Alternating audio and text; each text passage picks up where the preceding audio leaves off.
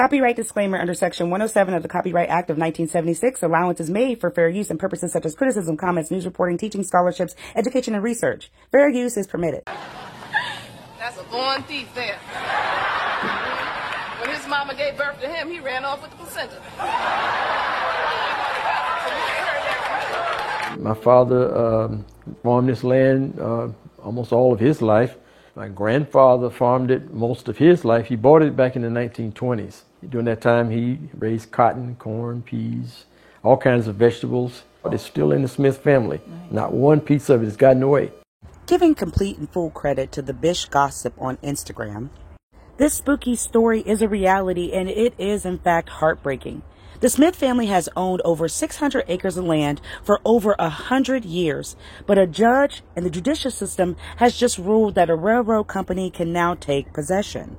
This story does come out of Sparta, Georgia, and they can do a little bit more explaining better than I can. Let's listen in. Essentially, hauling rocks that be used to build concrete. The company argues the train project will improve infrastructure, but the Smiths feel railroaded. Okay. Driving across their nearly 600 acres, Yeah, you can see a lot of the trees over there. You see the tops of them. never gets old for Blaine and Diane Smith. The history just as rich as the timber crops they've been farming. We used to go down there. It's a special rock that we like to sit on. Blaine's enslaved ancestors lived and worked on this Sparta land. He and his wife owned the very property. The family among the less than 2% of black farmers nationwide. My father farmed this land almost all of his life. My grandfather farmed it most of his life. He bought it back in the 1920s. During that time, he raised cotton, corn, peas, all kinds of vegetables. But it's still in the Smith family.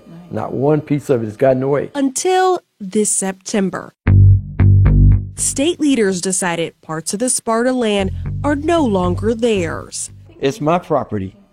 You know, you don't have the right to take. But a private company does have the right to take it, according to the unanimous vote from the Georgia Public Service Commission. Now, this would be a great time to point out that the Georgia Public Service Commission does not have great reviews, let alone service their citizens.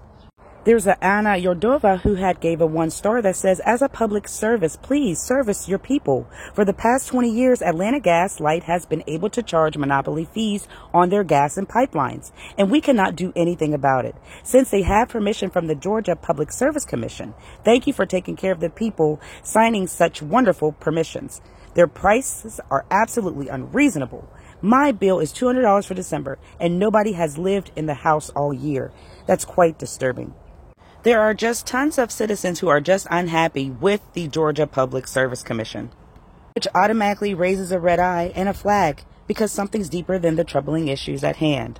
The agency, comprised of 5 elected officials, oversees eminent domain. Eminent domain, the right of a government or its agent to appropriate private property for public use with payment of compensation. In Georgia, the process starts by first condemning the site. The Georgia PSC members agreed private company Sandersville Railroad could legally condemn 9 properties in Sparta, including parts of the Smiths, for the company's Hanson Spur project, a 4.5-mile spur connecting raw material producers to the CSX rail line in Hancock County. If you listen to the railroad folks, they say you're keeping your land. We're just taking a little piece of it.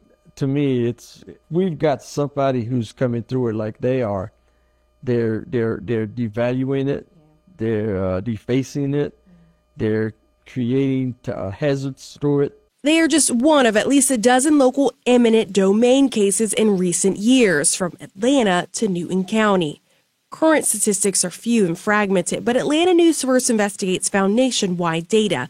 A 2007 study revealed when eminent domain was used for private development, it most often impacted areas where more than half of the community was made up of people of color. Nearly half of the area's population sat below the poverty line. In the city of Sparta, where the developers are building the railroad, census records show 51% of residents live in poverty. The median income at $22,000. Yeah, we're here in a county that really needs new opportunities, new job growth, new tax base. The railroad company president, Ben Tarbutton. Have an annual impact of $1.5 million. Dollars that could make sense for a struggling town. It's how the company has pitched the project to residents. However, Georgia law states economic development is not a justifiable reason to take property. It really is not supposed to be factored into an eminent domain case. Well, they go hand in hand. I talk about jobs because that's what really matters to folks. Tarbutton says the train would only travel one round trip per day, 5 days a week during daylight hours, that it would not be a nuisance to landowners. But isn't this the current very reason on why it's a nuisance in the first place? They would be considering robbing the land from the landowners from over 100 years that they have earned their right and place to have this property. So it would definitely be a nuisance because you're taking the land from the landowners.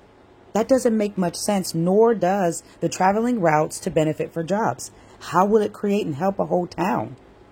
They feel like you guys are robbing them of their family legacy, of their family land. Well, you know, I understand that, and it's the condemnation process is a last resort. We have had multiple conversations with the landowners. While several other property owners made deals with the company, 3 families are holding out, including the Smiths, in part over fears if they give up land now, the company could take even more. Would you guys come back and take more land? Well, I don't know exactly who you're talking to, but everyone I've dealt with that's a landowner, we've had very constructive dialogue. So would you take more land if you needed it? No, we're very clear. A claim the Smiths don't believe. Because when they come and take that property, it's gone forever. It's why the Institute for Justice now represents the families against the railroad. The railroad's position is just that I'm a railroad. Obviously, I'm going to benefit you, and that's just not enough. The attorney filed this appeal in Fulton County Superior Court, alleging the PSC improperly granted Sandersville's petition that the project is not economically feasible and may not be a legitimate public use. What the railroad has shown is that this track, if it even comes about, is going to promote the profits and the cost reductions for a couple of private companies, and that's all. The Institute for Justice is using this as a money-making venture for themselves. Hundreds of acres for 100 years and one single lineage. Altering it in any way is a price of progress that's just too high for the Smiths. I go back to what my father said, keep the land. The land gives you respect, gives you respectability. Everybody around here knows that this is the Smith land down here.